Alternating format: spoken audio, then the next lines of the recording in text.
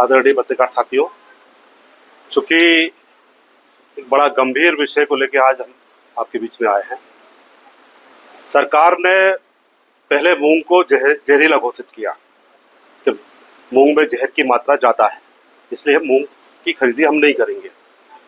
निश्चित रूप से पूरे मध्य प्रदेश के तमाम जिले में किसान कांग्रेस और कांग्रेस के साथियों ने जगह जगह धरने दिए, सरकार के नाम ज्ञापन दिए, किसान सड़क पर उतरे और सरकार पर दबाव बना।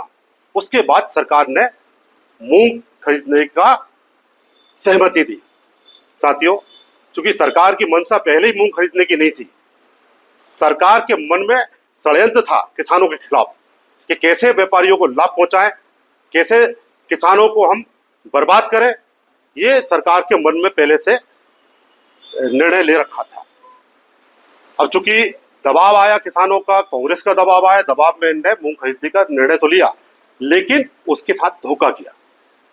धोखा और एक बहुत बड़ा षड्यंत्र इन्होंने रचा। पिछले साल मूंग की खरीदी चूंकि 2 माह लगातार चली, इस बार 1 महीने विलंब से इन्होंने मूंग की खरीदी की और 1 महीने विलंब से खरीदी करने के बाद भी 7 जुलाई से मूंग की तुलाई स्टार्ट होनी थी।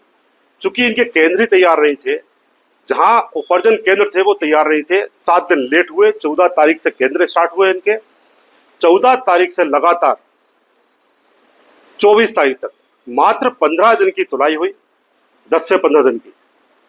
24 तारीख को जैसे ही नाफेड के टारगेट पूरे हुए, सरकार को मालूम चला, मध्य प्रदेश सरकार को, कि नाफेड के टारगेट पूरे हो गए, मूंग की तुलाई हमें करनी पड़ेगी।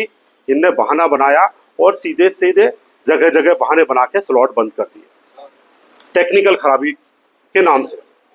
24 बंद रहा, 25 बंद रहा, 26 बंद रहा, 27 बंद रहा, 28 बंद रहा, 29 तारीख तक स्लॉट सारे मध्य प्रदेश के स्लॉट बंद रहे। जब 30 तारीख को हमने फिर घोषणा की कि हम आंदोलन करेंगे, विधानसभा का घेराव करेंगे, तो 31 तारीख को कुछ घंटे के लिए स्लॉट खोला, उसके बाद फिर स्लॉट बंद कर दिए। शनिवार इतवार को तुलाई बंद कर दी। आज नाम मात्र के लिए तुलाई स्टार्ट की है। 8 तारीख तक इनकी लास्ट डेट है तुलाई करने की। मैं पूछना चाहता हूं मध्य प्रदेश के मुख्यमंत्री आदरणीय मोहन यादव जी से कि जिन किसानों ने मूंग का पंजीयन कर लिया है, हजारों की संख्या में किसान बचे जिनका मूंग की तुलाई नहीं हो पाई, जिनके स्लॉट बुक नहीं हो पा रहा है, वो अपनी मूंग का क्या करेंगे? क्या आप उनकी कौन सी वैकल्पिक व्यवस्था करने वाले हैं, आप ये बताएं।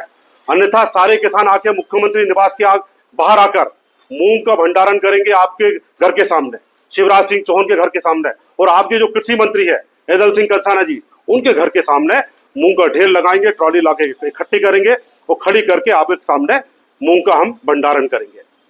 इस विषय को लेकर आज हम आपके बीच बैठे हैं। दूसरा एक ज्वलंत मुद्दा है खाद और यूरिया का।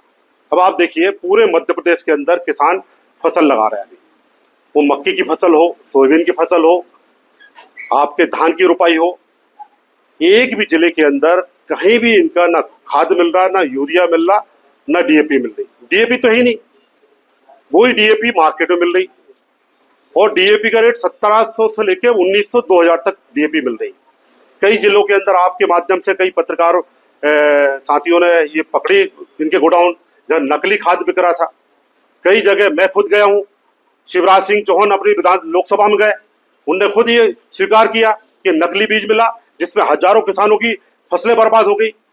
मैं पूछना चाहता हूं मध्य प्रदेश के मुख्यमंत्री जी से कि जिन काला बाजारियों ने नकली बीज देकर किसानों की फसलें बर्बाद कर दी, उनके खिलाफ आपने कौन सी कार्रवाई की? जो नकली खाद के व्यापारी है उनके ऊपर अभी तक कौन सी कार्रवाई हुई? खाद और डीएपी की उपलब्धता क्यों नहीं है? इन विषयों पर लेकर हमने आज प्रेस कॉन्फ्रेंस रखी है। निश्चित रूप से सरकार को जवाब देना पड़ेगा और खाद और यूरिया की उपलब्धता आपने नहीं कराई, मूंग की तुलाई 31 तारीख तक नहीं बढ़ाई आपने, तो हम विधानसभा का घेराव करेंगे। पूरे मध्य प्रदेश के किसान मध्य प्रदेश भोपाल में इकट्ठा होंगे और जब तक एक एक दाना मूंग का तुलना जाए, ना हम चैन से बैठेंगे, ना सरकार को चैन से बैठने देंगे। धन्यवाद।